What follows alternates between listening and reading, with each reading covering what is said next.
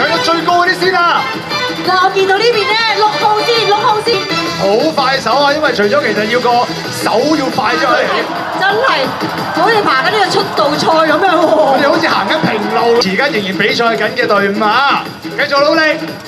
加油啊！合力體育會。因為之前都試過6次贏冠軍啦，咁所以盡量想自己可以投入呢個比賽，享受嘅過程。咁當然如果係贏咗冠軍嘅就錦上添花啦。12線道，再一次主場。冇錯啊！咁跟住落嚟咧，我哋就恭請咧香港長洲太平清醮職。 This event, we heard about it from locals. They told us about it, and then we thought it sounds fun.